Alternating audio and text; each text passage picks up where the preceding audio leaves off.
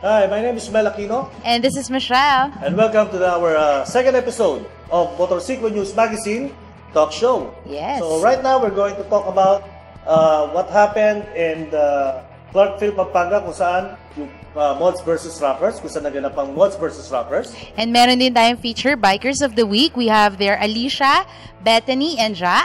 At syempre, yung ating segment naman para doon sa mga high-tech alarm na kasama po natin ang tax alarm system. Very interesting yan. And meron din tayong Overdose by Mr. Mark De Vera. At syempre, ang ating featured biker or yung sinasabi natin the rider story, walang iba kundi ang ating guest ay si Mr. Mark Tagle or Mike Tagle. Yes.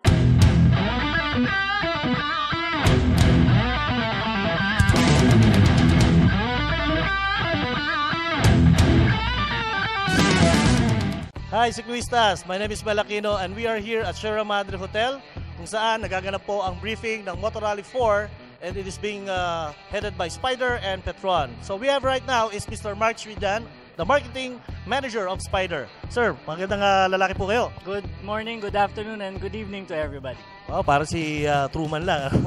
Pero sir, can you tell us about this event? Ano po ba yung Motor Rally 4? It is the 4th year na. At ano po ba yung mga nangyayari ngayon? Okay. Ang Motor Rally is an endurance challenge. As we know, yung mga endurance challenge, china-challenge ang mga riders, their bikes and their body in an endurance scenario. So basically, 1,600 kilometers yung tatakbuhin, tapos they are given a certain time period. 24 hours, ang tawag namin doon ay elite finishers. Pag natapos mo naman na big bike ka ng 30 hours, big bike finisher. Tapos pag 36 hours for small bike finisher or sub 4 finisher naman yan. Now, to promote safety, kasi alam namin yung inherent danger na baka karerahin, baka magmadali, ang ginawa naming sistema sa mechanics ay kung ano lang yung kaya, kung gaano kalayo man yung inabot ng rider, basta naka-minimum lang sila, which is the first 2 checkpoints. Parang day trip lang na ride yan to Bataan or something. Ganun na kalapit. Pwede na silang bumalik. May reward na sila. Kasama sila sa programa and all of that. Meron silang rewards. Kumbaga, may title sila na participant. Kumbaga. Now, for those who can, kaya nung bike, kaya nung tao, they can go all the way to achieve the finisher or elite finisher status. Kumbaga. So, that's what Motor Rally is this year. Saan mo ba aabot yung pinaka-farthest point ng north and then going to south? Farthest north is Tabuk. Nasa Kalinga province yun. And then the farthest south is San Pablo in Laguna. Sino-sino po ba makakasali mga motor dito? Puro malalaking motor po ba? Puro maliliit na motor po ba? Ano po ba mga types of motorcycles that the participants are using? Well, tulad ng sabi ko, meron kaming category for small bike. Ang small bike namin is below 390cc. All bikes mula 100cc, although we don't suggest it kasi medyo hirap talaga 100cc pag gano'n nakakalayo. Mga sinasuggest namin 125cc and up, 150cc and up. Now, pag 390cc and above, big bike na yung tawag namin doon. And all these bikes pwede sumali. So pretty much everybody, boy, girl, matanda, bata, small bike, big bike, lahat pwede. At saka I do believe na meron talagang babae na nag-finisher talaga sa lahat ng mga endurance run, ano? Actually, dumadami na yung mga lady riders and dumadami na rin yung mga gagaling na lady riders. So, mga kaibigan, that is Motor Rally 4. So, maybe kung gusto nyo sumali for next year, sabi nga nila, kailangan test of endurance, test of your motorcycle. Si Krista, ito po, si Mr. Mel Aquino and Mark. Tune in our next episode. Thank you.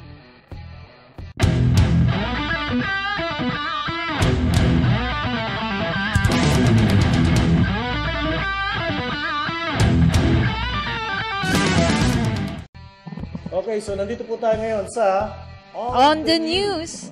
At alam niyo ba, Michelle, na nagpunta kami ng Gimba sa may Nueva Ecija? Kailan ito? Ano nangyari? Well, actually, nagbibigay kami ni Mr. JB ng safety riding tips. Okay. Safety riding talk. Ito yung responsible riding na ginanap namin sa Gimba. So, para makita natin yan, yes. natin, panoorin natin to. Okay. Watch this. Riding is never always about speed. It is enjoying the ride. Sir, magandang hapon po sa inyo. So, kayo po ang nag-held po ngayon ng ating Responsible Riding Seminar po dito po sa Gimba, Nueva Ecija. So, matanong ko lang po, kailan po ba nagsimula ang inyong grupo? Ang grupo po namin ay nagsimula noong November 4, 2014. Buo po ito ng 21 riders at sakop po nito ang Kuyapo, Talugtog at Gimba, Nueva Ecija. Ano pong masasabi nyo po sa katatapos lang po na MRO riding seminar po? Sa totoo lang po, pakiramdam ko po ngayon, newbie pa rin po ako dahil kasi marami po ako natutunan lalo na po sa braking system. Kaya salamat po at nagkanta kayo ng seminar sa amin at nadagdagan na naman ang kaalaman namin. Saan po ba kayo natatagpuan? Saan po ba yung mga meeting po ninyo? Pag Friday night, andito kami sa may Total Matoranok, Gimba, Nueva Ecija. Pagka meeting, yung stated meeting, andun kami sa bahay ng club president namin, si Jaco Agapito. Sir Boyet, since mostly po, lahat po kayo taga Gimba, Nueva Ecija, ano po bang may offer po ng Gimba, Nueva Ecija sa ating pong mga riders na gusto pong pumunta dito sa ating lokasyon ngayon? Marami pa kaming mga dito, magagandang resort. Sa mga nature lover, meron tayong makikita dyan sa Tabing Irog, kung ang Tabing Irog Resort, makikita natin yan sa may Trayala.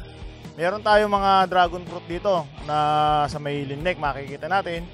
At sa mga mahihilig sa mga swimming, marami tayong mga swimming pool dito magaganda na may alok sa kanila. Sa tulugan naman, wala nang problema. Meron tayong mga mumurahing, mga magaganda namang hotel para sa kanila. At ayun po, marami pong salamat sa inyong pakikinig. Ako po si Titan Hot, ang inyong lingkod. Magkita-kita po tayo sa susunod na linggo dito lang po sa ating club feature. Mga sikliwistas, ako nga pala si Mel Aquino. At ako po si Titan Hot. At nandito tayo sa segment ng Racing 101. Well, Papa Mel, ano bang klaseng bike tong nang nasa harapan natin ngayon? Well, actually, itong motorsiklo na to, ginagamit na ngayon sa karera to. Originally, ito yung tinatawag nating Yamaha STX 125. Yamaha STX, ito ba yung ginagamit pang tricycle? Exactly. At ito rin yung mga ginagamit ng mga messengers, lalo na yung mga naghahatid sa mga sa opisina, sa mga sulat. Ayan, ito po yun. So, ibig sabihin, pwede na palang gawing pangarera to ngayon? Oo, kasi katulad nung napag-usapan natin last week, yung Royal Enfield GT Continental, yun po yung Cutty Racer. Ngayon, nakikita nyo, ay Yamaha STX 125 na convert bilang Cutty Racer din. So, saan naman ginagamit to? Saan pinapasok tong mga entry na sa karera na to? Actually, sa IR Cup at saka sa WGP, meron ng kategory ang backbone. So, pag sinabi natin backbone, alam naman po natin na ang tangki po niya ay nandito, kaya po siya tinawag na backbone. Then, mapapansin mo na bago na rin yung kanyang upuan, medyo binaba ng konti. We have the rear sets, na bago na rin yung suspensions, muffler, at pati yung handlebar niya. Okay. So, ito ba street legal ba to o for race lang to? Well, pagka yung motorsiklo natin ay minodified natin, pang-karera na lang siya talaga siya. So, more on street, mapupunta siya ngayon sa closed circuit na racetrack. So, hindi na ina-advise yung motor na ganito na gawing pangkalsada kasi wala na siyang headlight, wala na siyang signal light, wala na rin siyang stoplight. So ibig sabihin pala lahat ng mga headlights ito, stoplight tinanggal na. Exactly, kasi for the purposes of racing na talaga siya, for competition use only. Okay, so maganda pala itong ano na to So anong advantage pag ganito yung ginagamit natin? Actually, ang kagandahan nito, yung mga riders natin na merong motorsiklo na ganito, pwede nyo nang i-modify at isali sa karera para maiwasan na yung karera sa kalsada. Kaya po, doon po sa ating mga viewers, meron na pong kategory ang mga motorsiklo na ganitong klase. Kaya po, abangan nyo lang po yung mga susunod na races natin. At syempre, lagi po natin tandaan na huwag po tayo magkakarera sa kalsada. Lagi po sa loob ng racetrack. Tama. Diba? So, ladies and gentlemen, that is our segment for today. Ang pangalan po nito ay Racing 101.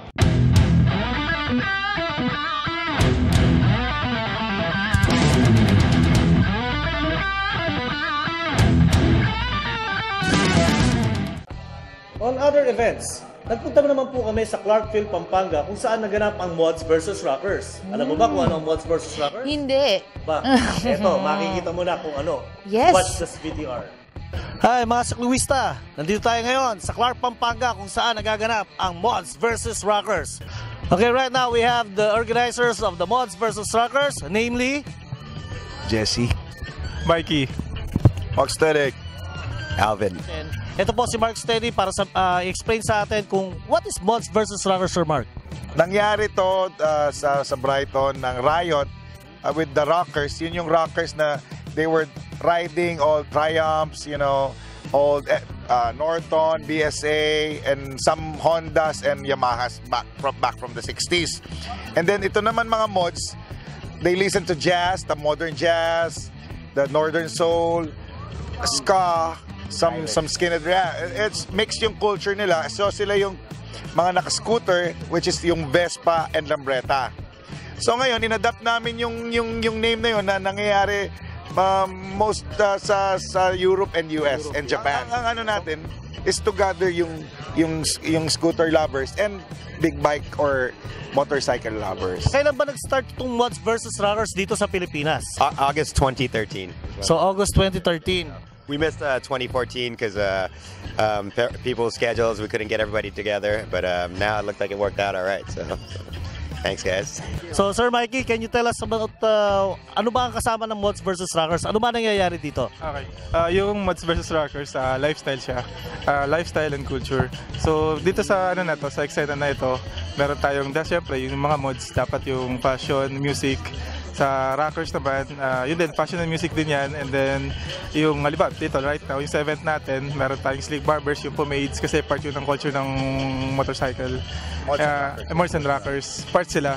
And then, yun, yung custom bikes, cafe racers, yun yung, yung scene. What can you tell about the event right now? Ano po yung kinalabasan ngayon na itong event na to? This is their 2nd year, so how it turned out? Masaya. Sana, I hope you guys could come next year sa Mods versus Rockers. Okay, right now we're here with the Pomade Brewers. So sir, can you tell me about ano pa yung pinagsimulan ng Pomade? Saan ba nanggaling itong kultura na to? Actually, sa matatanda. Matagal na to eh. Meron na to. Actually, meron na to sa Pilipinas. So,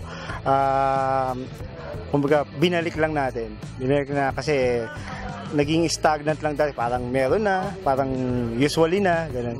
So, binalik lang namin. Pagbalik namin, binigyan namin ng bagong scent, bagong hold. Ayan, yun lang. So, doon po sa ating mga sikluista, kung gusto nyo maging lalaking disente, pamada po ang katapat nyo. So, nandito tayo ngayon, kasama naman natin ang ating mga barbers. Sir, sa ilang taon na ba kayo nagugupit ngayon? 2 years. 2 years. Kayo, sir? 2 years na din. 2 years na rin. Kayo po? Mga 5 months. 5 months? 5 months? Yes. Okay, so sa Mods versus Rockers, kultura na po yung habang may Mods versus Rockers, meron po naggugupit at meron din pong nagbebenta ng mga pamada. So, sir, ano ba itong napasok nyo? Bakit at early age talagang natuto na kayong maggupit? Ano ba to? Kagustuhan ba to? Or naitulak ba kayo ng mga pamilya nyo? O paano ba? Self-taught siya, wala namang tumulak sa amin. Parang gusto namin talaga yung culture na yung gupit itself. So yun yung nagtulak sa amin. Kumbaga kasi ang Mods versus Rockers, sabi nga natin kanina doon sa interview, it's about lifestyle. So kumbaga kailangan yung itsura mo pag sumakay ka sa motor mo, yung mga well-groomed, di ba? So ladies and gentlemen, mga sikluistas, eto na po ang mga kasama natin mga barbers. Kung kayo po ay gustong magpagupit, dito na sa mga taong ito, rock and roll pa, mahilig pa sa motorsiklo. Okay, kasama natin ngayon ang nanalo sa Mods. Okay, walang iba kundi si Doc Ave. Doc Ave, ano po ba yung pinanlaban natin sa Mods? Bakit po mukhang napakaganda ng trophy nyo, ha? I think this trophy is being built by Sir Jesse James. So sir, ano po? Tell me something about your bike. Ano po yung pinanlaban nyo sa Mods? It's a 1961 Lambretta TV175 Series 2. Wow, so ano po to? 1961. 1961.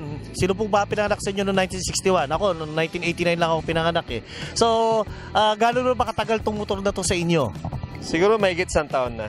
Okay, so 1 year na po. So, ito po ba nabili nyo ng second hand or you are first owned? Paano po ba? Second hand siya. Nabili ko through Mr. Elmer Reyes of Laguna Choppers. Of Laguna Choppers. So, are you planning to sell your bike or ano ba to? For keeps na ba to? Actually, it's for my son. My second child. Yeah. Okay. So, talagang ipamamana nyo na itong bike na. Okay.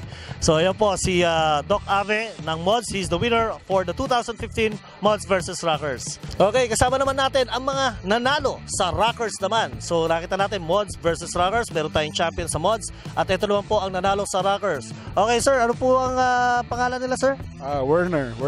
Okay, so Warner. Sir, ano po yung ipinalaban nyo dito sa Rockers? Honda Rebel na 250cc. So anong year model po ito, sir? 1995. 85. So year 85. So sa rocker, sir, hindi ho tinitignan yung talagang kung gaano nakatagal yung motor or bago ba to. It's all about yung soul, kung paano nyo na-present yung lifestyle nyo ron eh. So tell me something about your bike, sir. Ano ba to? First buy, first owner, paano ba to? Second hand din siya, pero ito yung first bike ko na chopper na ginawa namin sa chopper niya sa akin. Rockers version. Ito yung first bike namin na. Okay. So kasama po rin po natin dito si Sir Elmer. Siya po ang owner of Laguna Choppers. Sir Elmer, marami ho kami naririnig sa Laguna Choppers eh. Ito yung mods, yung nag-champion sa mods, kayo rin yung gumawa. Tapos yung nag-champion sa rockers, kayo rin yung gumawa. So I think, sir, napaka-passionate nyo pagdating sa customization ng motor. Tell me about something tungkol sa Laguna Choppers. Laguna Choppers, actually, kagaya nyo rin po ako na mahilig sa bike. Nag-umpis lang po ito sa hobby way back.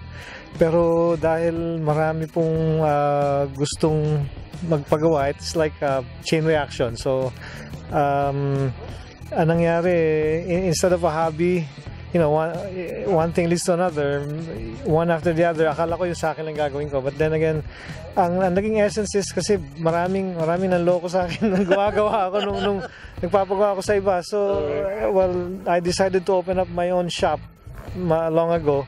And then, hindi ko naman gustong actually lumaki, but then siguro doon po talaga pupunta.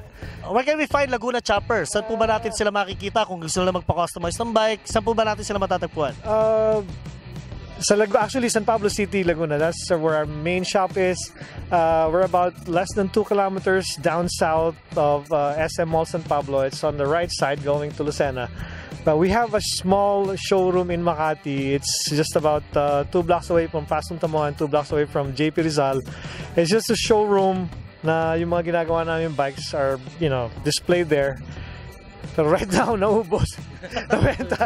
But then again, if you wanna have a fun ride, go to San Pablo City. One of the reasons why we set up the shop there is because we're from San Pablo and we love Laguna. And we wanted to show everyone that, you know, pumunta kayo San Pablo, tingnan nyo yun. Kasi we're all Filipinos. You come to our place. I mean, let's not be foreigners in our own country. Puntahan nyo yung San Pablo. Marami pa makikita dun eh. Not just because we're building bikes, but, you know, if you want to take your family there, bring your family there. There's a lot of, you know, good food, good places. Not just good bikes, but, you know, marami, sir. So, maraming salamat po dito sa inyo. Thank you for interviewing us, and it's an honor, to be here. Maraming salamat, sir. Maraming salamat. Okay, so thank you very much. Here we are, the winners of the Mods versus Rockers 2015.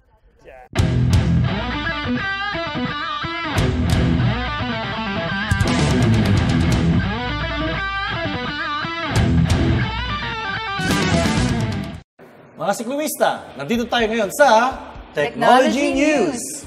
Alam mo, nakauso yung mga alarm, Michelle, eh, no? Yung mga alarm na yan, nung una ko nalaman yan, sa kotse lang meron, eh.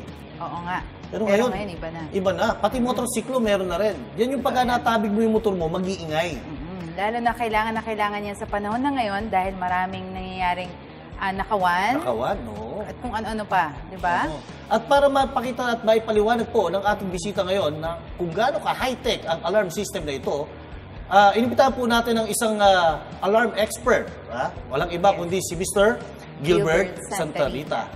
Sir Gilbert, magandang lalaki po kayo. Thank you, Mel and Michelle, for inviting me here. May tanong po si Michelle, eh. Oo. Paano ba, ano po ba ang ma-explain mo sa amin tungkol dito sa ating alarm system na para sa motorsiklo? Yan. Okay. Umpisahan natin. Para sa motorsiklo, pareho na rin para sa kotse. Katulad din to ng ginagamit nating alarm, no? Iingay, nagpapahinto ng makina. Pero ang kaibahan nito, meron tong kasamang cellphone sa loob. Kasamang cellphone? High-tech. Kasi habang nagtitrigger yung alarm, tatawag yun sa cellphone. Tatawag ikaw sa na-inform cellphone. ka, di ba? Okay. So, ito bang alarm system na to, ilang piraso ba yan?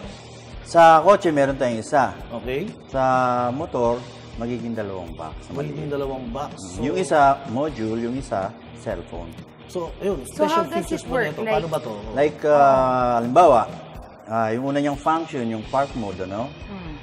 Pagka may umupo sa motor mo, ang gagawin niya, mag-iingay siya ng konti, pero tumatawag na siya sa cellphone mo. So, ikaw, pag na-inform ka na tumatawag yung alarm mo, ibig sabihin, may magalaw sa motor mo. Magandang It's up to you na lang yun kung pupuntahan mo siya sa parking lot o na. Ganun. So, kunyari, nag-park ka sa walang signal. Kaya ba niyang ma-pick up yung alarm? Hindi Kunyari, na. nasa mall ka. Hindi na rin kasi walang signal eh. Pero mag-work pa rin yung anti-theft module niya dahil hindi under yung motor eh. Okay. So, may Mag-iingay pa automatic rin. shutdown siya. Paano to? Waterproof ba to? Okay ba siyang gamitin? Paano pag umaandar ka, namamatay ba siya? Or paano ba to? Paano mo Watertight naman siya, no? So, pwede natin siyang i-customize para pwede na nating basain. So, nasa customer na yun. Ang isang magandang feature niya is, halimbawa, nasa act kayo na nagdadrive, tapos inagaw yung motor, bigay nyo na lang. And then, pagka medyo malayo-layo na, tawagan nyo yung alarm nyo, kusa na siyang hihinto. Hindi na niya mapapa-start yun. Uy, magandang ano yan. Tapos, umiingay na rin yun habang humihinto. So, para makatch yung attention ng mga... Magkano po ba inaabot itong buong alarm system na ito? Ngayon, bumaba na talaga presyo na kasi noon mga panahon na mahal pa ang cellphone, mahal din siya. So ngayon, yung pang motor, 2,500 na lang. 2,500 ba? O yung pang kotse, 4,000 na lang. Wow. So, kung mga halimbawa may nasira, meron ba tayong service center? Saan po ba natin dadalhin kung paano ba itong sinaservicean? Sa Caloocan, likod lang ng SM Hyper. Kasi made in the Philippines yan. ang galing ng Pinoy. Ay, diba? iba talaga. Pero invention ng Pinoy ito. So, ito is patent. Patented yan sa atin. Ang talagang tawag sa kanya is customized alarm. Customized alarm. Gawa yan sa kamay. Ayun, handmade siya talaga. Handmade. Meron po ba kayong Facebook account, contact details? Meron naman. Type nyo lang yung tax alarm sa Google or sa Facebook. Dadali na kayo sa site. Okay. Doon na rin yung contact numbers, tsaka yung mga poging installers. Napakadali pala nito. Oo, napakadali. So, yung mga gusto mag-avail, check nyo lang yung Facebook page nila. Then, sabihin nyo lang po, ano bang Facebook page natin? Tax Alarm, TACS, Tango Alpha Charlie Sierra. Yun. So, sa lahat Baka po kasi tax ng BIR ang nailagay. Oo nga eh. So, yun ang nakakatakot na tax. Etong tax na to ay kinakatakutan ng mga magnanakaw. Ay, tama. Yan, eksakto. Totoo yan. So, kaya yung mga gustong mag-avail, mura lang po. Then, punta lang po kayo sa kanilang Facebook page. At syempre, kailangan I have to get one of these. Me too. Di ba? Yes. So, ngayon, para po sa aming Technology Juice, ako po si Mel. At ako naman si Michelle. Kita tayo sa next segment ng Technology News. Good day everyone. I'm Aldrin Anderson. Ako pa lang sa segment na to for maintenance ng ating mga preno sa motor. So there are two kinds of motorcycle brakes. No? Sa rear, usually karamihan sa mga lumang modelo is drum brakes. Pero meron din mga iba, mga disc brakes. But for this time, ang didiscuss muna natin is how to maintain your rear brakes, yung drum brakes natin. So ngayon, ang unang gagawin natin is check for the lever ng rear brakes natin. Ang rear brakes natin is actuated by levers. Makita mo ito, may rod yan dyan.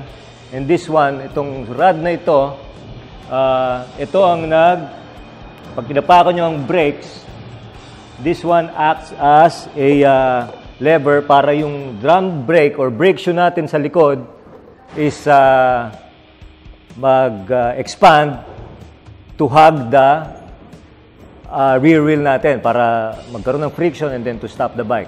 So ngayon, in time, meron niyang wear and tear.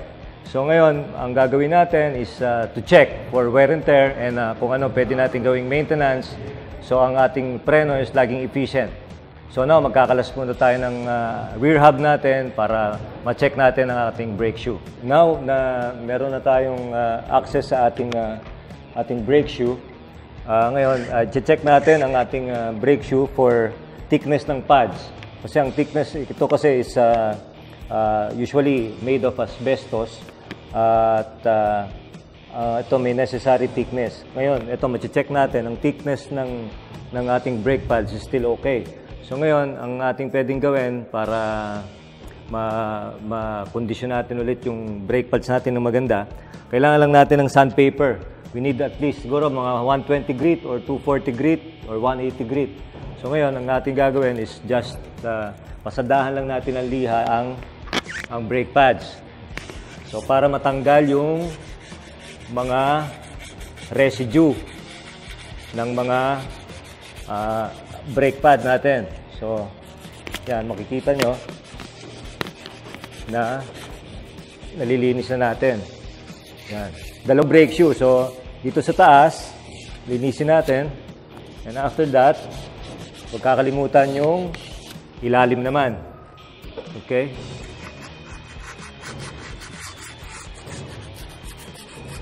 So, make sure na napasadahan natin mabuti ang surface. Kasi ito yung contact surface ng brake shoe. So, kailangan yan malinis para maging efficient yung brake. Since ang drum brake, mas mahina compared sa disc brakes. So yan, linisin natin. And after thoroughly malihan natin, so we just dust it off.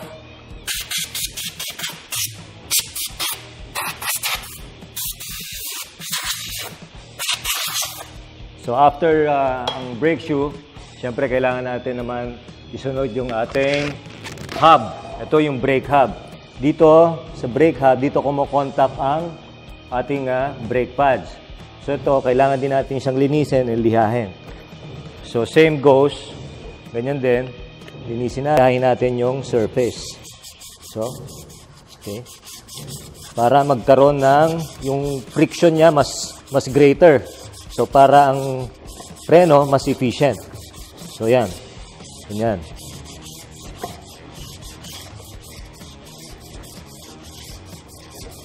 So, now, yan, thoroughly, malinis na yan.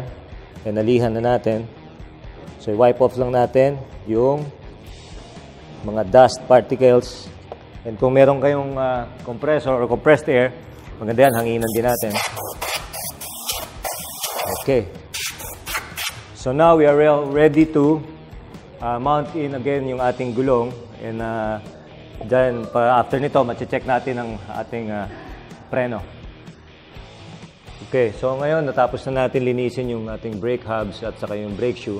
May balik na natin gulong. So now, tignan na natin yung functionality. So kailangan yung lever, yung pag-press nyo ng paa ng foot brake, dapat hindi masyadong malalim. So ngayon, para natin ma-adjust yung depth niyan, dito lang natin yan i-adjust sa butterfly nut dito sa lever sa rear hub. So going clockwise, dyan is pampahigpit para lumiit yung clearance ng foot brake lever. So yan, depende yan sa inyong mga riders kung anong gamay nyo. So adjust as yung kailangan nyo. So, kung ano yung gamay nyo. So, at this point, yan, ito, okay na to. Makikita nyo. Pag pinikot natin gulong, yan, konting apak lang, kumakagat na siya. So,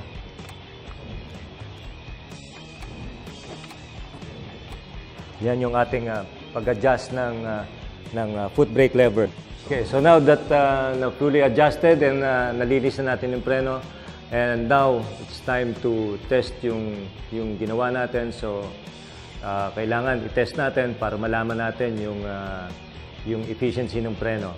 So, for now, that's all. So, see you again next on our next tips para sa ating mga preventive maintenance ng ating mga motorsiklo. Practice makes perfect. Go do it in different speed levels so that you would know how to brake in real time when you ride your motorcycles on the streets. Unlike braking in cars, motorcycle braking is different. In cars, you can step hard on that brake pedal to halt you to stop. But on motorcycles, stepping hard on the rear brakes would mean tire locking and slides. Braking on the bike's rear gives you only 30% stopping power compared to the 70% from the front brakes. Use both brakes to get optimum performance and always do it on a straight line of rolling motion to perform maximum braking functionality. Always cover your brakes while on the roll for fast reaction braking time. If you are going through a sharp turn and need to apply the brakes, remember to instinctively put your motorcycle on a straight upright position quickly. and apply both brakes to get a full stop and prevent sliding on your side. All it takes to be riding like a pro is constant practice, for it means safe riding for you and more fun times with your bike.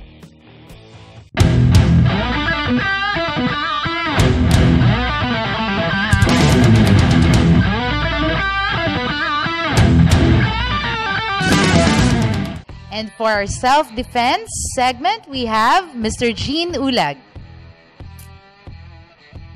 Hello guys, my name is Gene Bulag and welcome to Self-Defense 101. Gaya nga na sinabi ko last week, magkakaroon tayo ng guest martial artists from different arts. At ito pong guest ko ngayon, isa sa mga agamulak ng martial arts community. Kung mahalata nyo naman yung pagkaparehas namin. Itsura pa lang, talagang alam mo yung isang pinanggalingan. Hindi ko na papahabain pampasakalye. I-introduce ko na, Philippine Martial Arts Hall of Famer, IKMF Philippine Chief Instructor, Mr. Dindo De Jesus. Sir, welcome po sa Motorsiglo. Thank you. Show Self-Defense 101. Thank you sa lahat. Sir, konting information lang. Kailan po kayo nahilig sa martial arts? Actually, syempre nung bata tayo may mga martial arts na sa school. Ako, karate kid din ako. Pero hindi talaga ako nag-martial arts nung bata. Traditional. Hindi. Hanggang na-introduce ako sa Krav Maga. Okay, bigyan mo kami sila ng brief history nitong Krav Maga. Ang alam ko lang, galing siya sa Israel.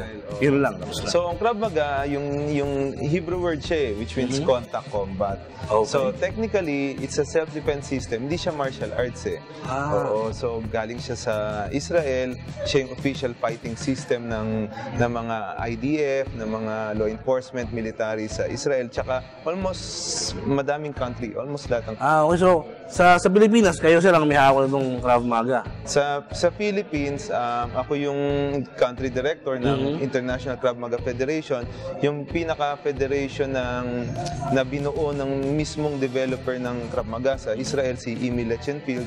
At sa Asia, ako yung regional director. Asian Regional Director, napakabigat ng posisyon mo, sir, ha? Bigat talaga. Parang ako, Jollibee lang ang posisyon mo, Pero sir, itong layunin ng Self-Defense 101 ay bigyan ng awareness yung mga rider and commuter para dun sa mga senaryong hindi mo akalain darating bigla sa'yo. Tapos meron kaming binibigyan na techniques. Baka sana mapagbigay sila ng techniques sa amin. At pagkatapos nun ay konting information para kung saan sila gusto matuto ng Krav Maga, paano ka nila makakontakt, Facebook o contact number. Sige. And we're back. Ito na po yung portion ay papakita ni Sir Dindo ng IKMF ang paglaban sa kutsilyo. Totoong kutsilyo to. Totoong kutsilyo. Sir, take the floor. Okay, so ang problem is may tumutok ng kutsilyo sa'yo, tapos nakaharap ka sa kanya. Oo, ngayon syempre kung simple hold up, bigay ko lang ngayon, kung kailangan natin lumaban, then ito yung technique. Alayo. Okay, yun po yung defense sa kutsilyo. At papaliwanag po yan, step by step, Mr. Dindo. Okay, so first, yung knife malalim sa katawan. Of course, siyempre, makapag-usap ka sa kanya kung hold up lang, simple hold up lang. Ibigay mo yung gamit mo. Ngayon, if carjacking or nanakawin yung magandang motor or home invasion, inuutusan ako pumasok sa bahay din kailangan lumaban. So, first movement mo, yung same hand, sa attacking hand, yung side, ika-grab ko yung wrist. So, pinupush ko yung knife away sa katawan ko. And at the same time, pag-push ng knife, ilalayo ko yung katawan ko sa knife. If malakas, especially si Sir, and hindi may tulak yung kamay, then yung body natin, yung body defense, masusolve yung problema. Ngayon, ang pinaka-crucial dito is yung counter-attack. Pagka-grab ng wrist, pagka-alis ng katawan ko, then ipapunch ko kagad yung chin. Ngayon, if babae or smaller na tao, pwedeng i-heel of the palm. Ang heel papunta sa chin, yung palm papunta sa nose, yung finger papunta sa eyes. So pag-grab ko ng wrist, pag-alis ko ng katawan ko, yung body defense, hand and body, tapos punch. Okay. Second doon is controlling ko yung hand. Kasi pwedeng kuhanin ng kabilang kamay, pwedeng kuhanin yung knife. So hahawakan ko siya mabuti. Ngayon, If babae naman, hindi kayang i-grip, especially pag malaki yung kamay, pwede namang i-choke yung kamay. Okay, so nakita yung choke. Ito yung number 1, number 2 is this. Next is if na-double hand ko na, i-kick groin ko na. So this leg, yung kicking yung groin. So mag-bend siya and mag-extend yung hand. Tapos, normally, hinahatak ng atake niya, nakasailin ko yung knife eh, hahatakin niya. Paghatak niya, push mo lang yung knife sa kanya, then takbo na. Push yung knife para yung momentum din. Oo, patulak lang para tumayo siya, anytime na para tumayo. Okay, kita niyo po, napakasimple lang. Kahit siguro grade 6, kaya gawin yun eh. Diba, dali lang? Sir, kung gusto nilang sumali sa IKMF, paano po nila kayo mako? May number kami, 0917-894-2728 and nasa Facebook rin kami, International Krav Maga Federation Philippines. May website kami, kravmaga-ikmf.ph and kontakin lang kami, may center kami sa Tectite Building, sa may FTX Tordesillas Street, meron kami sa Planet Infinity, sa Quezon City, and magbubukas kami this coming March sa may Treston College sa Eldaport. Thank you, Sir Lito, at maraming salamat po. Salamat po, Sir. Alam mo, isang program na kumakaroon ako. Sir, salamat din po ka, Sir Johan, ng Like Owners Society. Ang laki. Sa susunod po ulit, abangan niyo po yung ating surprise instructors and practitioners. Dito lang po, sa Self-Defense 101.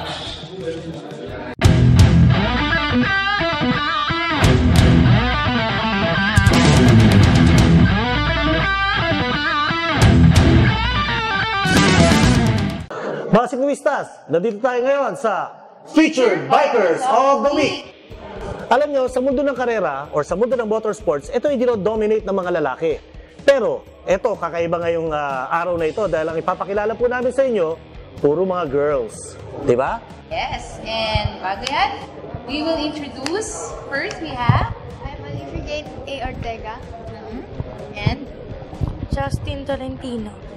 Jack Bunsho. Yun. So, nakita natin mga kaibigan, no? Puro mga babae naman itong mga guests natin ngayon, itong week natin. Ha? So, Alicia, Bethany, and Jack Bunsho. Alicia, ikaw, kailan ka ba nag-start magmotor? Ayan.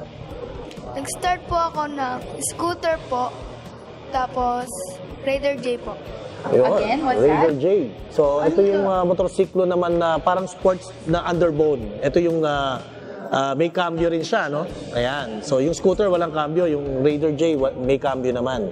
Ayun. Ikaw naman, Bethany. Nag-start po ako ng pocket bike, tapos ngayon po, scooter and underbone. Scooter and underbone. And, syempre, the bunsong kapatid ni Michael Bunsho, walang iba kundi si Jack. Jack? I started po at 2011. 2011. Motocross po, not po the road po. Yun, makatanong mo, bakit, ano yung motocross? Ano itong road racing? Ano po siya, a different discipline po kasi motocross po sa dirt and po yung road to asphalt po. Different po siya kasi po sa motocross, iba po yung feeling po kasi kahit simple na bato po, may feel mo siya and po sa motocross, nagja-jump yung bike po. Ito yung tumatalon. Nagja-jump and may contact po talaga siya. And po sa road, it's different po kasi yung pagsakay po, it's parang mas finesse po. For me, mas finesse po yung road. Ito yata yung road race, yung sumasayid yung tuhod, kaya mapapansin mo yung mga tuhod nila, may mga tinatawag na sliders, no? This one is very important for safety and protection to avoid injuries. Tama. At mapapansin mo yung mga suit nila, naka-full leather sila, no? Parang ako naiinitan. Well, pero more on protection eh. So, dun sa pagre-ready nyo sa mga races na yan, ano ba yung mga ginagawa nyong paghahanda? Para sa akin po, matutulog ng umaga, magte-training po. Anong mga training yan, no? Ano ba, tumatakbo ka ba? Minsan po. Babike? Tsaka minsan po nag-exercise din po ako. Wow, very important yan sa motorsports, no? So ikaw naman, Bethany, ano naman ang paghahandang ginagawa mo pagka halimbawang lalaban ka na sa races? A week before the race po, nagte-training na po kami, jogging, exercise, tapos nag-stretching tuwing umaga. Tapos po, day before the race, maaga natutulog, tsaka umiinom ng vitamins and milk. Oh, syempre, importante rin yung mga supplement, di ba? So ikaw naman, Jack. Daily exercise po para endurance training, strength training po para sa mga race, para ready po whatever happens. And yung sabi po nila, maaga po matulog para po may energy ka po for your everyday po. And yun lang. Ano yung maipapayo nyo naman sa mga future riders natin, yung mga babae na nanonood ngayon sa inyo? Paano mo sila bibigyan ng advice? Para po sa mga gustong mag-race, ito lang po yung sasabihin ko. Please respect the racetrack. Baga, race on the track, not on the streets. Huwag nyo dalhin sa kalsada ang karera. Ikaw, Bethany? Bago po kayo magkarera, kailangan nyo po munang aralin yung tamang disiplina sa loob at labas ng racetrack. Tsaka dapat po, yung speed, may limit, lalo na sa kalsada kasi po delikado yung intersection kasi minsan may mga nakakasalubong ka. Kung ano yung speed nung sa karera, kailangan mas mababa yun yung speed mo dun sa kalsada para safe. Ride responsibly, okay, Jack? For the riders po na ibang female po, don't make your gender as a limitation. Di dahil babae ka, you can't ride. Like us po, wag nang isipin na dahil babae ka, you can't do it. Because gender is just gender po. And you have your own body and you can do what you want to do. Wow. Oh, very well said. Well said, Miss Jack Bunsho, Alicia Ortega, and Bethany Tolentino. Yes, ang daming na-inspired sa inyo, I'm sure. And before we end this, we'd like to ask kung meron pa kayong gustong pasalamatan, yung mga naging inspirasyon nyo, your sponsors, because I know this one, Kuya Mel, hindi to biro kasi... Totoo yan. Actually, ang motorsports kasi talaga more on magastos yan. You have to buy new tires, gasolina, training, practice, entry fees, at kung ano-ano pa, lalo yung mga gamit na suit nila. Talagang mayroong presyo yan eh. But then, marami tayong supporters. At marami sumusuporta sa mga batang to. So, it's your time to thank your sponsors. Nagpapasalamat po ako unang-una kay Papa Jesus, sa family ko po, and sa mga sponsors ko po. MBF Sir Goku Ortiz, Sir Mel Aquino, YRS, Sir Yoyang Bunsho, Sir Barney, Team Salvaje, Sir Joel Tria, DBS Custom Bike, Sir JR Tria, KYT Helmet, Sir Charlie Ong, Sir Peter Yong, BC Cars, Boss Bernard Chua, Boss JM Chua, AM Arts, Sir Ariel Mirasol, Overdose, Sir Mark De Vera. Yun. Thank you po. Thank you. Okay, Miss Bethany?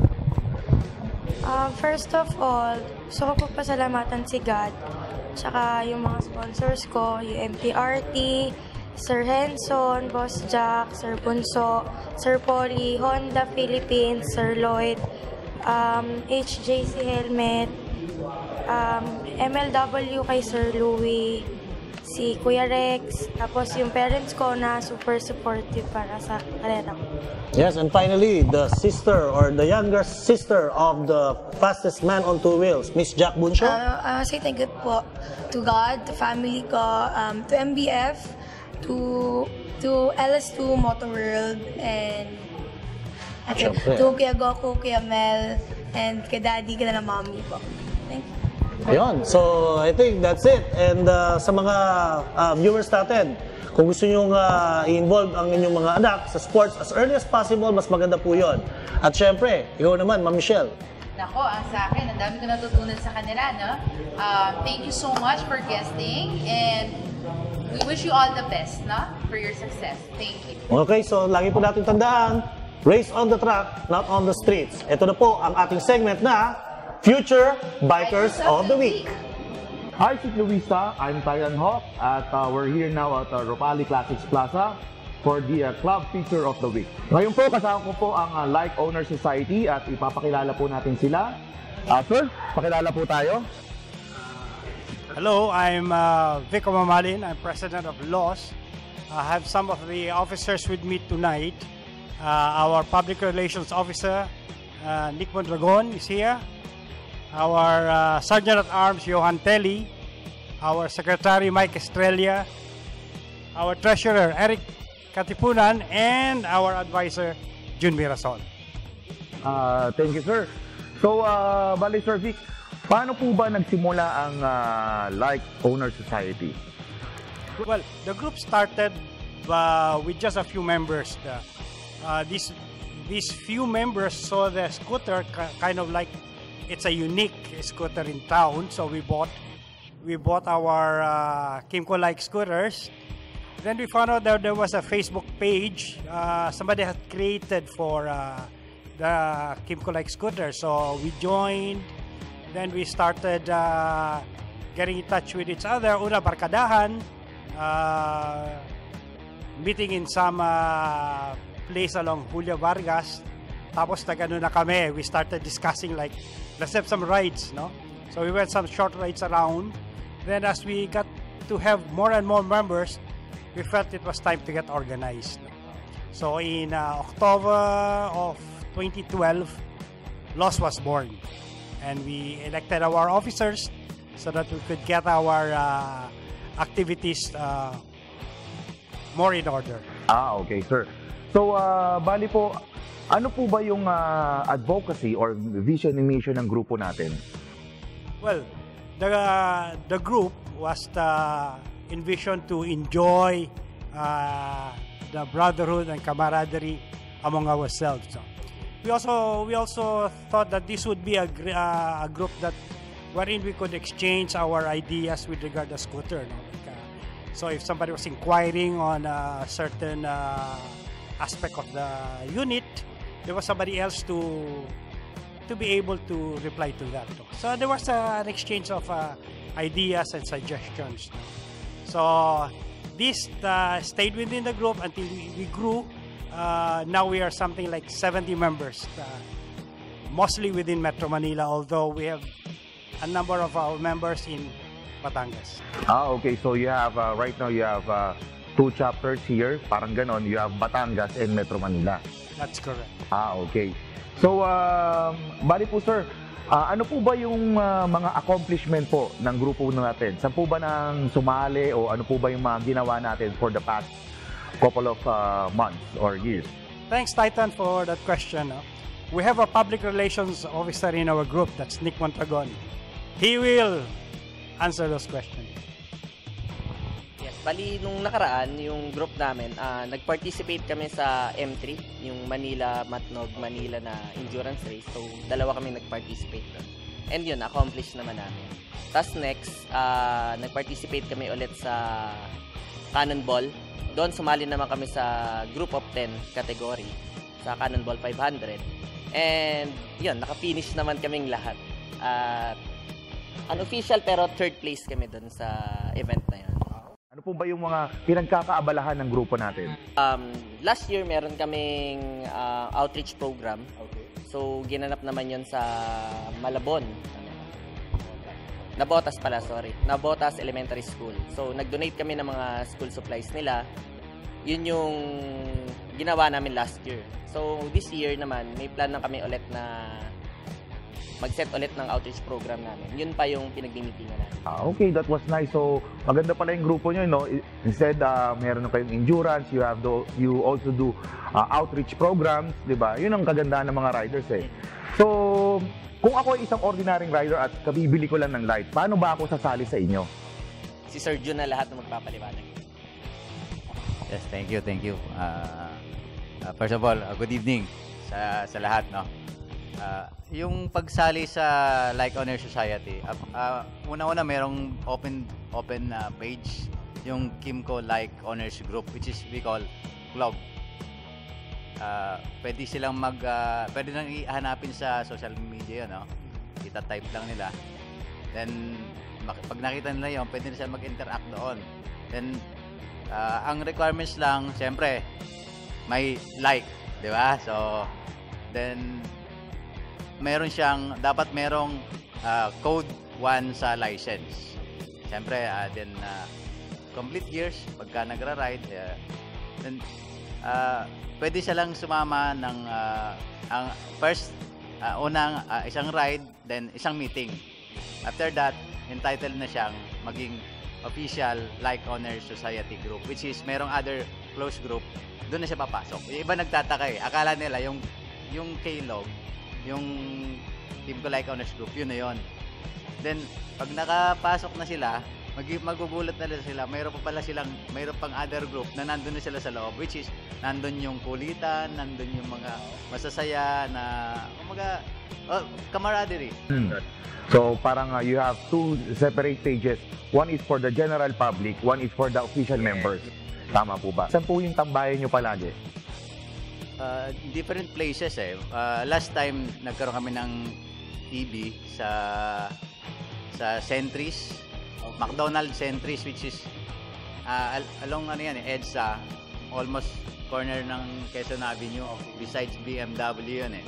So maluwag yung, alam mo naman, minsan yung mga rider may konting baka maka-istorbo doon, at least doon maluwag yung space na pwedeng pumarking ng doon, nagkukwentuhan, then usually gabi yun kasi halos lahat naman may trabaho eh.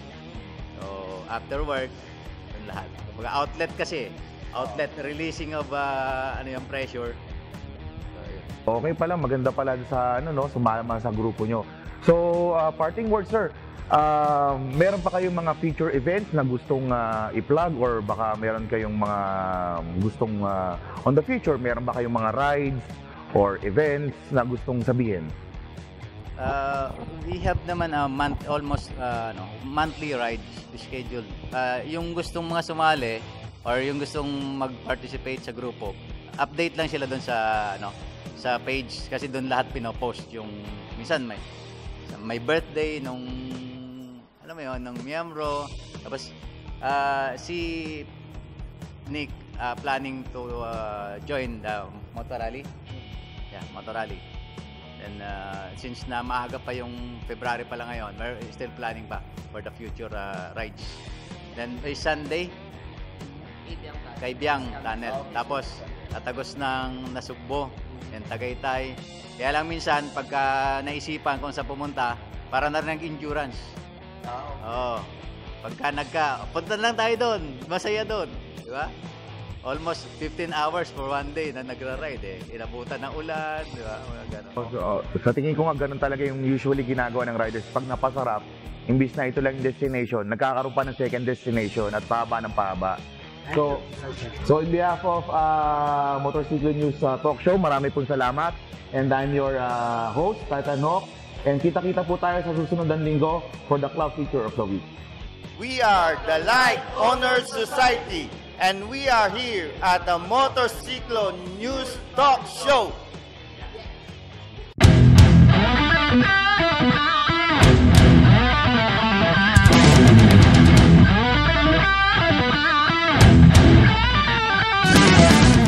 Hi, Ciclistas! My name is Mel Aquino at nandito tayo ngayon sa Feature Bike of the Week. Ang Feature Bike of the Week natin ngayon ay isang motorcycle with sidecar. Tingnan po natin kung ano ba ang mga special features ng motorsiklong ito. Saan po ba ito nanggaling? Maaaring pamilyar na po tayo sa mga Japanese manufacturers or mga Japanese brand katulad ng Honda, Suzuki, Yamaha at Kawasaki. Saan po ba galing ang Ural Motorcycles? Alam nyo, noong 1930s, ang Russia naman or United Soviet ay ginegera ng Germany. So kaya sila ay nakakuha ng BMW ng R75 at ito ang ginawa nilang reverse engineering, kung saan ang Ural Motorcycles ay ginawa sa Ural Mountains at ito ngayon ang pinanlaban nila sa gera. Ano ba ang mga special features ng Ural? Tingnan natin isa-isa. Ang Ural po ay merong tinatawag na two-wheel drive, kung saan makikita po natin ang gulong sa sidecar ay umiikot. Ang Ural din po ay merong tinatawag na reverse, kaya kung sakasakali maiipit kayo sa isang masikip na lugar, i-reverse nyo lang, madali na pong iatras ang Ural. Ang Ural Patrol ay merong equipped with 3 braking system. May preno puro sa sidecar, may preno sa likod, at syempre ang harapan, Brembo. Ang Ural Patrol ay boxer type engine, kung saan ito ay 750cc ang displacement. Ang Ural Patrol din ay merong tinatawag na reserve tire, kung saan pagka bumabiyahe tayo na malayo at na-flatan kayo out of nowhere, pwede nyo pong palitan kagad ng reserba. Ang Ural Patrol ay may compartment sa sidecar, kaya kahit anong mga gamit nyo, kasyang-kasya rito. Ang Ural ay available sa Rupali Classics. It is located at Escriba Drive, Barangay San Antonio, Pasig City. Good evening, Ciclistas. Ako pala si JB, and this is Biker Gear. Tonight, we have a very special guest. Isang household name pagdating sa Biker Gear na kilalang-kilala sa community ng mga riders. He's been in the business for so many years. Hindi mapagkakaila ang mga produkto na ginagawa niya in terms of quality, innovation, at siyempre, ang kanyang kakaibang style na pag-distribute, talaga naman kinagigiliwan ng ating mga patrons in the riding community. Tonight, we have with us Mr. Mark Rivera of Overdose Products. Mark, good evening. Hello, good evening. So, Mark, let's talk about Overdose Moto Products. How did Overdose start? Well, it started way back when I was still in office. So, nahilig ako sa motor basically dahil titipid ako sa gas. And then, I started selling items. Nung time na transition from office to actual business, na-encounter kasi ako ng personal problems in which I took a lot of sleeping pills. That's the name Overdose. Okay. Eventually, when I was out of the office na and putting up an actual business and humihingi si DTI ng pangalan na walang kapareho, what better name than Overdose? Kasi lahat ng motorcycle-related names na ibigay ko, Motor Rider Gear, Motozone, lahat meron na eh. Sabi ni DTI, meron na. O, Overdose, walang kapareho. Okay, approved. So, there. That's the name. It clicked naman with the riding community. So, tell us about your line. Ano ba ang mga binibenta mo? Ano ba yung minamanufacture mo? Tell us in general, ano ba yung mga produkto ng Overdose? So, most of the products that we make are mainly for motorcycle riders. But because probably sa sobrang dami na nagawa natin, minsan tumatalon na to non-motorcycle riders. The products are conceptualized usually by me. When I'm riding, naiisip ko ano ba yung kailangan ko. Sana pala merong ganitong bag. Sana pala may ganitong jacket. Diba, ganun. And then, I come up with the product. Like, my first bike was a Motorstar C200. A lot of people know me with that bike. And ayaw ko nagdadala ng mga kung ano-anong bag na nabibigatan ako. So, I research and supposedly you can create bags that are magnetic. So, that's the tank bag Kings.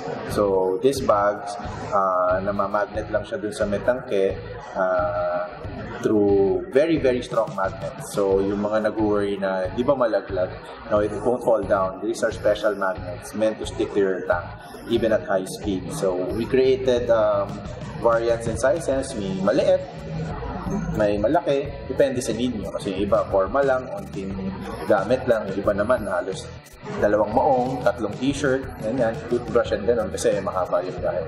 In any case, useful siya kasi mas magandang nasa harap yung gamit mo dahil mas kita mo yung nangyayari. There are other bags also that we come up with, again, while riding, like the belt bag. So, what is this handle for? Parang interesting siya. Yung handle na to, so common ang belt bag, marami namang gumagawa. But the handle is actually for your back ride.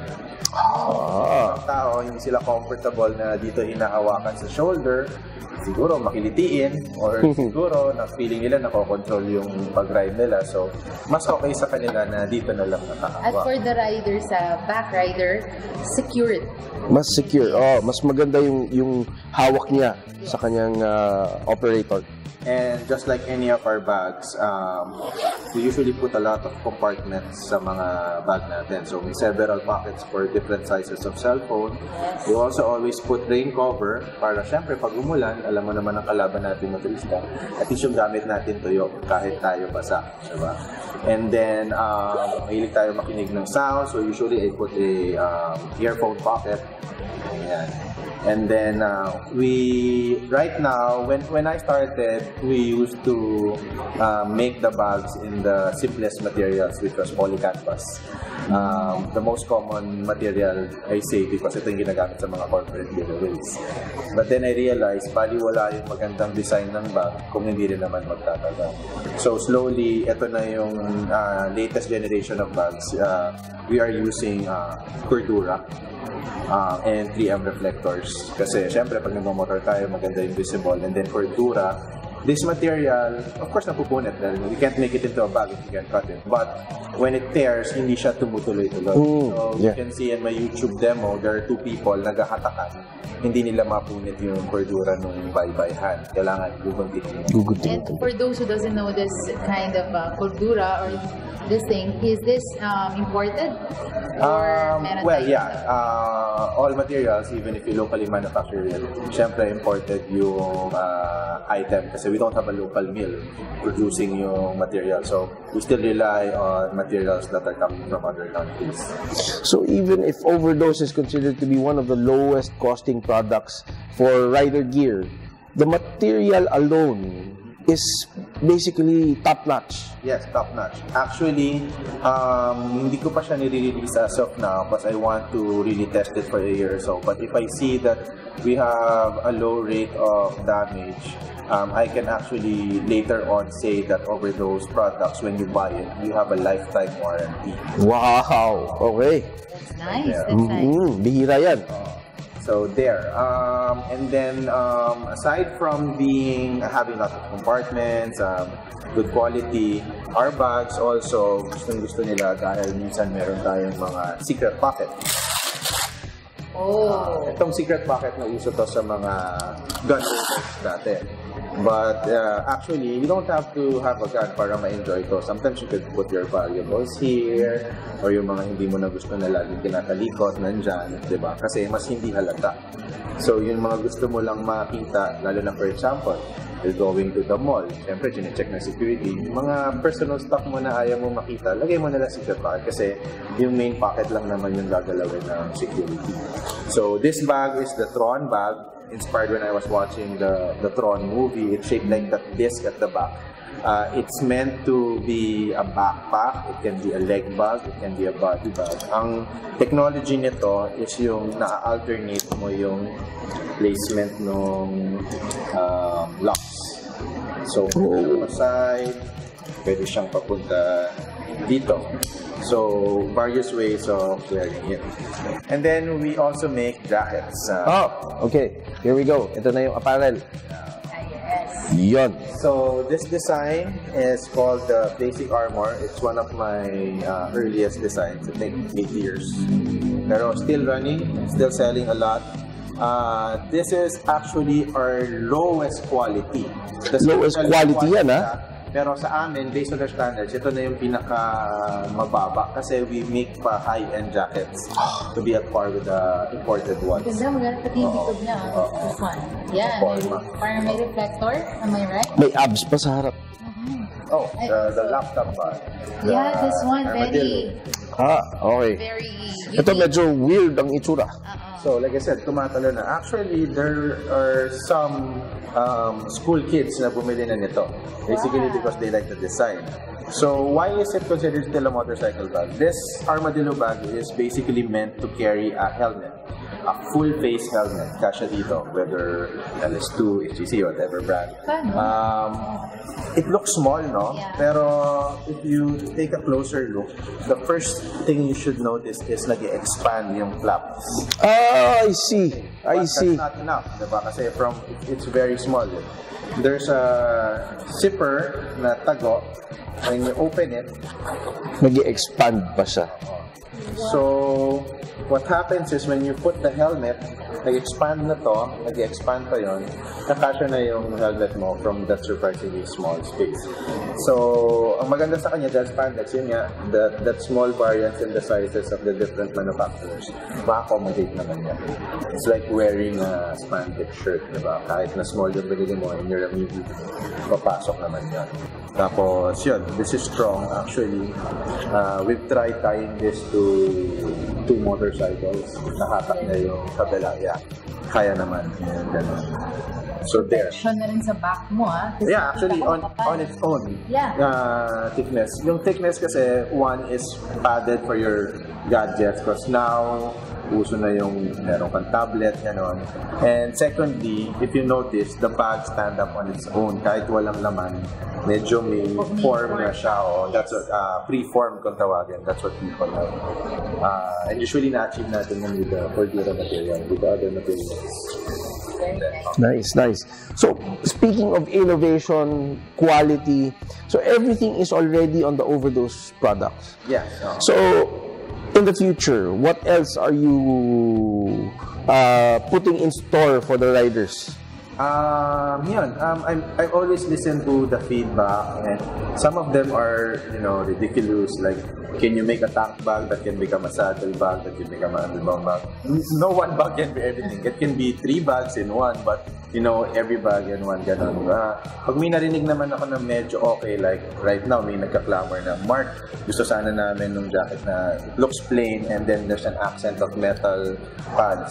So, I put that in the prototyping unit. So, siguro in the next 2 weeks, makapaglabas kami nun. So, always trying to come up with something new every month. But usually we come up with 2 or more. Ganun.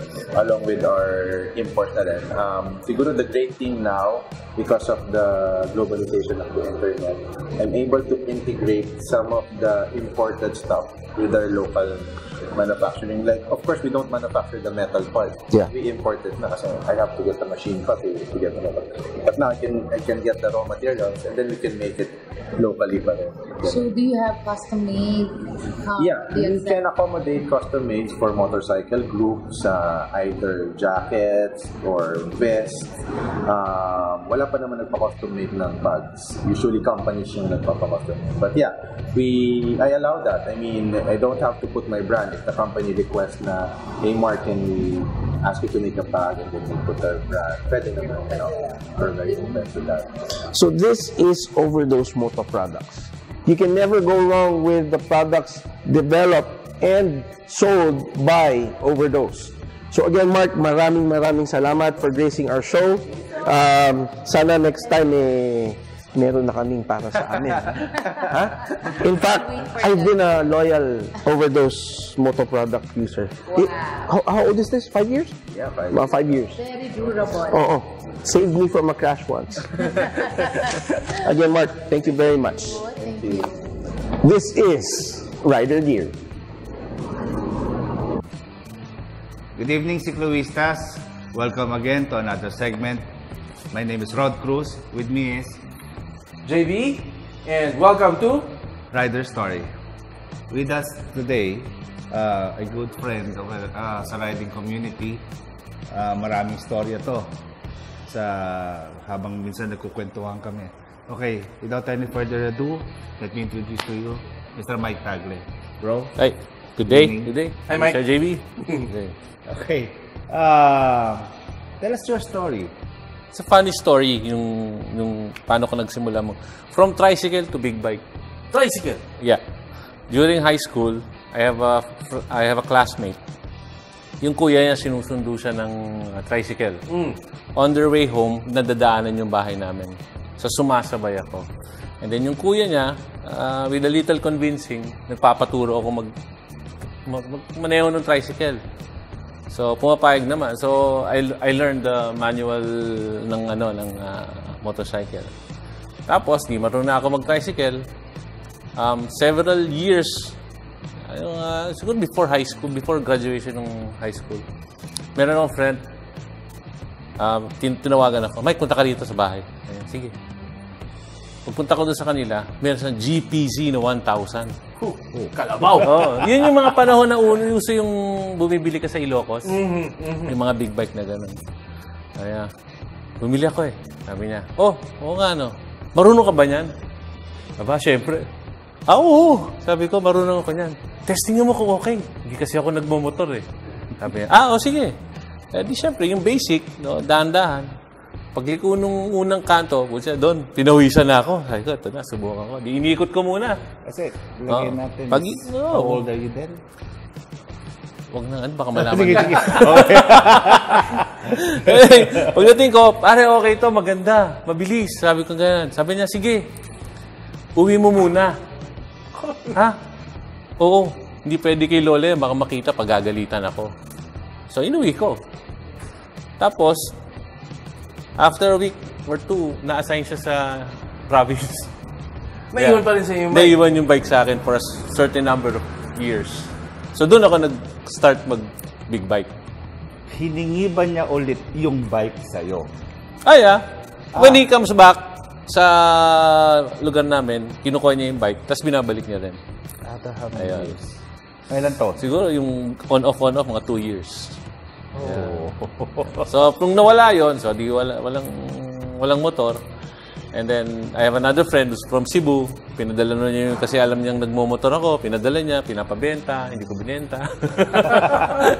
Pero, yun yung mga story. Another thing, I had a big bike. Tapos, every time I go to the office,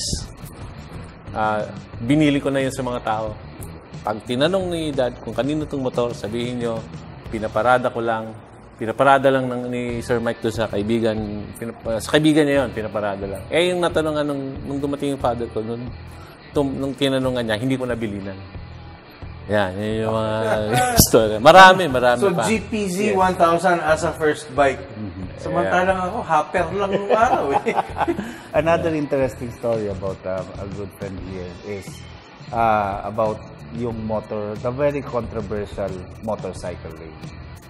Could you tell us about the story about it? Quick story. Okay. I'll be very honest. No?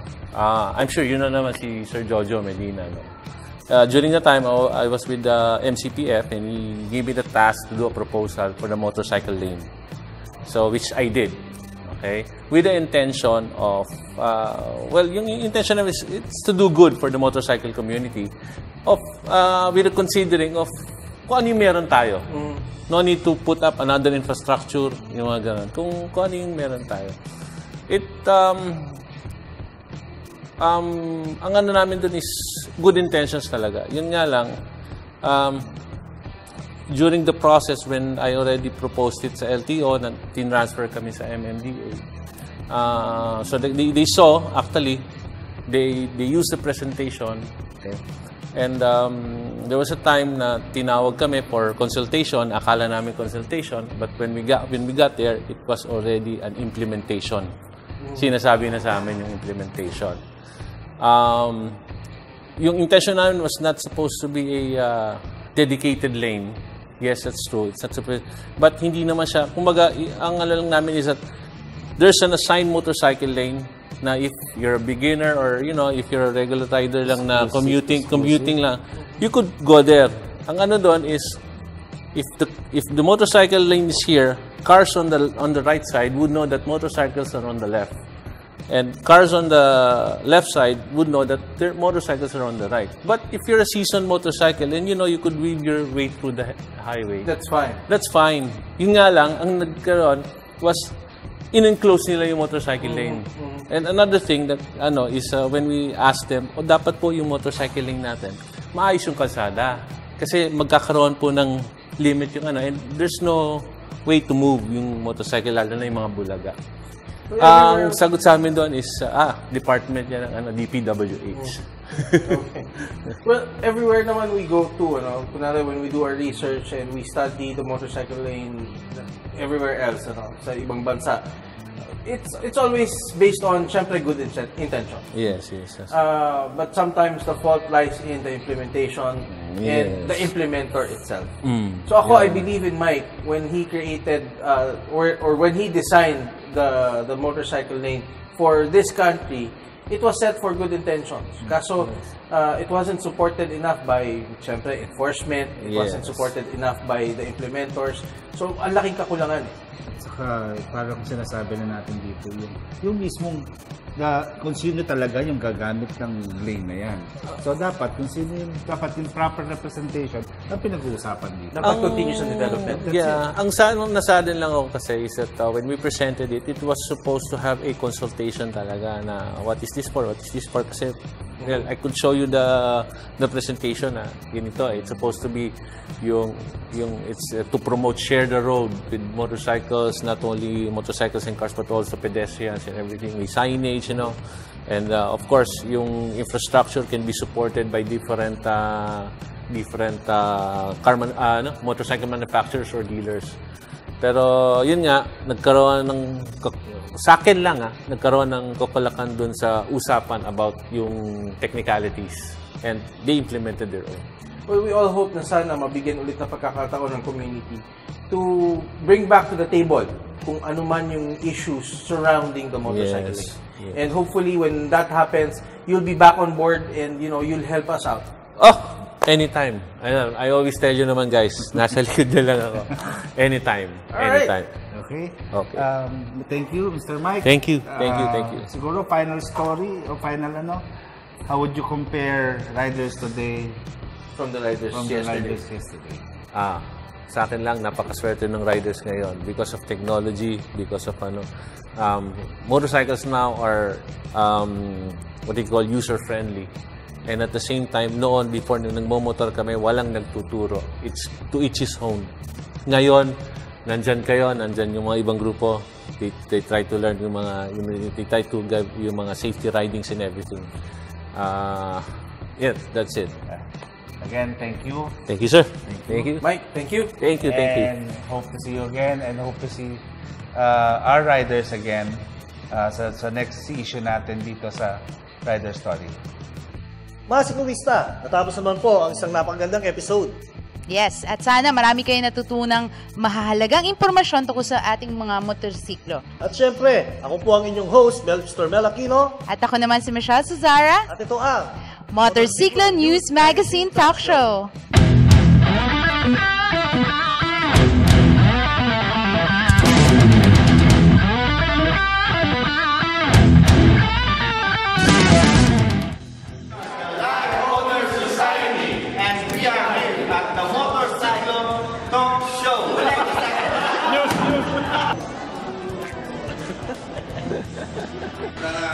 Chief Instructor ng Brangka ng Philippines, Sir Lindo. Kasama mo natin si Sir Johan ng Life Owner Society. Famer, ITMF, sa Chief Instructor. Sorry, sir. Upang maranasan at makita kung ano nangyayari sa bots versus rockers. Ay Okay, ulit. Ito ay nanggaling sa Russia, kung saan, noong 1930s, ito ay na-invento. At ito na po ang huling episode ng kasunod ka. Ano ba? Kuya Mel, may sasabihin ka tungkol sa ating mga safety tips? Ayan, syempre, at naman tayo sa Big Brother.